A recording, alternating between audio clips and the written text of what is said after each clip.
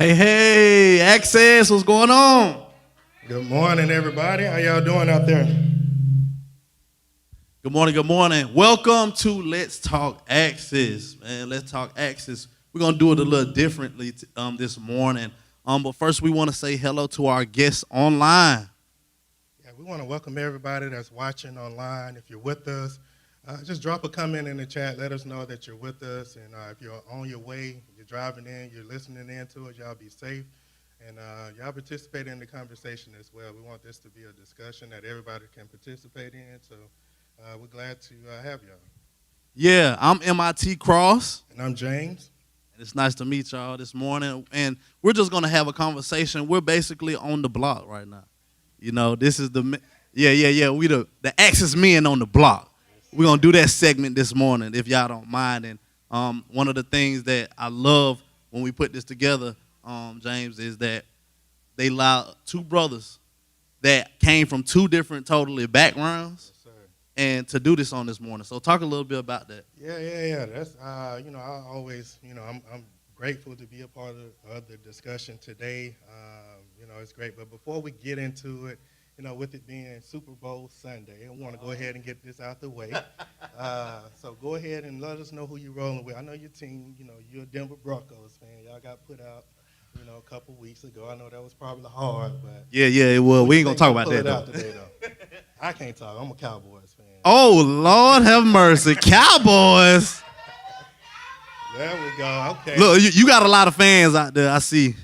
But now I'm looking for. So I'm a Roll Tide fan first of all, first and foremost. So anybody that got anything to do with Roll Tide, which Jalen, he is on the Seahawks. So I'll be watching for him. But as far as teams, man, what about yourself? I just want to see a good game. I think the Seahawks, they're the favorite. They're probably gonna pull it out. But as long as I get a good game.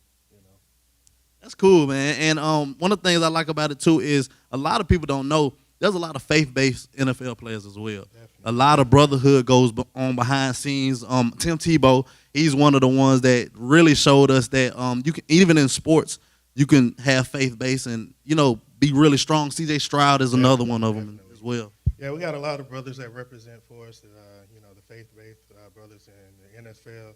And I'm glad that, even during this season of Valentine, a lot of times we get caught up in the layers of love as far as the romantic part of it. But then we also kind of got to consider the brotherhood, being there for one another, that's that brotherly type of love that, that sometimes we don't necessarily bring to the forefront. But that's why I'm glad that we're having this conversation today, so we can kind of bring that to the brothers today. Yeah, so brotherly love is something that is in our, culture is not taught on a lot. Definitely. Us as men, man, we have to, being growing up where I was younger, it was be tough. Like, you know what I'm saying? Tough love. It was more, hey, you got to do this. This is what you're supposed to do as a man, The love aspect wasn't really brought in, even in my childhood until later on.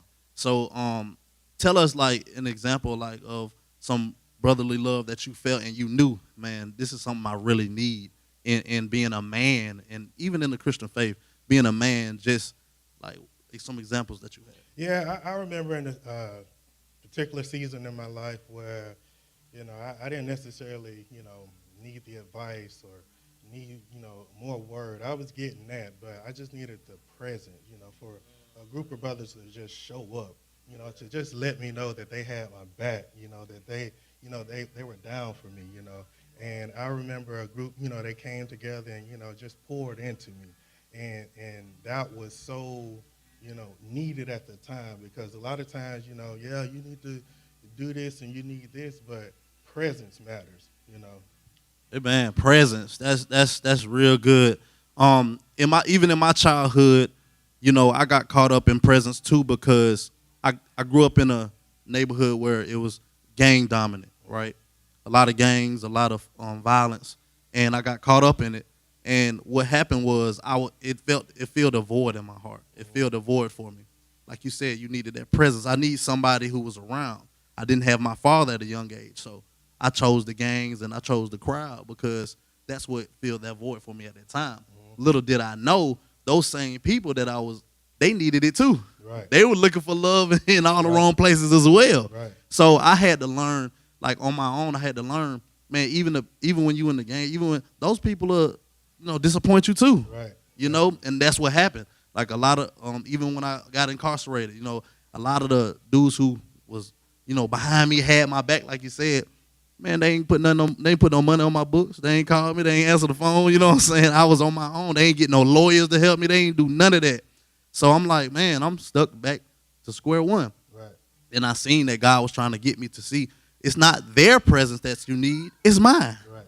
It was God's presence that you needed the whole entire time. And in the Bible, it teaches us that he'll never leave nor forsake us. That's right. So that's something that I should have grasped when I was young, but now I know better, right? Right. And speaking of the brotherly love, I just wanted to show, because a lot of the times what we don't do is we don't show our brothers or give our brothers our flowers while they're alive. Definitely. I lost my best friend in 2020 on New Year's, and he got shot in the back, and he was going to a studio session, and the guys wanted the money that he had for the studio session. It wasn't but a couple $100, but they end up killing him over a few dollars.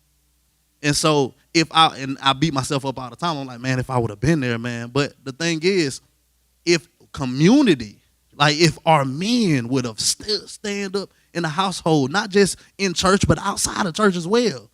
We have to do better as men to show that brotherly love, to say, hey, you need some extra dollars? Hey, let's go do a job. Right. Right. Let's go get it the right way, the legal way. Right. And what I wanted to show this morning is how grateful I am for you. Oh, man. Yeah, so we don't do it. See, we don't do this. Men, and this is real though. A lot of times men don't gift other men.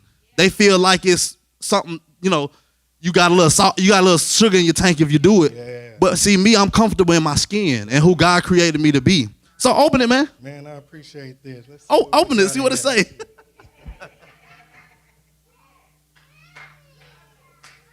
Read the front of it real quick for the people.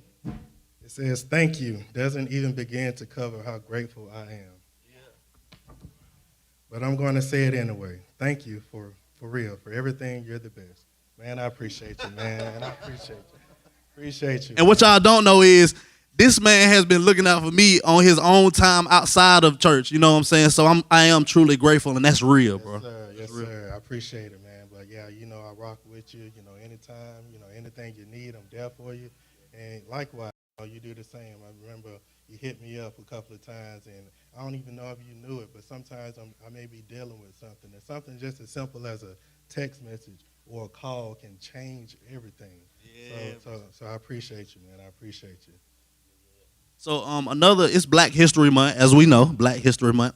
And one of the things I wanted to highlight this morning was the fact that in our own history book, we have had a lot of black brotherhood and a lot of people that came together. And if it wasn't for them coming together, we wouldn't have survived. Right. It was a lot of those, like a few Malcolm X and Martin Luther King. People think like, oh, they was beefing, but at one point, people don't even know this. They came together. They came together, right? That's something that that a lot of people don't know. Right, right. And that's what brotherhood is. We don't necessarily always have to agree, but we can come together and work together and figure out what's best for the common good. So, yeah, those are two examples of brothers working together on different or opposite ends of the spectrum, but they put their differences aside because there was a greater purpose. Amen, amen. And speaking of greater purpose, come on, one time for the Access Men's Ministry in the building, y'all. If you don't know, we have an excellent Access Men's Ministry led by Minister Ken. Y'all make some noise. And so we want to invite anybody, if you're online, if you're here in the building, if you're a man that you want to be surrounded by a community of men who are in the faith and fighting and strong, we ask that you just sign up. The QR code going to be on the screen, if we could pull that up, and just tap in with us. You know what I'm saying? Definitely. We got a great men's ministry, and y'all come on, join out. We want to charge or challenge all the men out there, to come and be a part of it, not just, within the church, but also within the community. So I want to challenge all the men out there to make sure that you're checking on each other because, like I said, sometimes a check-in can go a long way. One of the things we did that I'm proud of is we went to Applebee's. You remember that? Yes, sir. And we had a talk, and we actually just recently did a cuts and convo. Mhm. Yeah, so I think like community is needed, especially when men, because we don't really have stuff to do. Like the women, they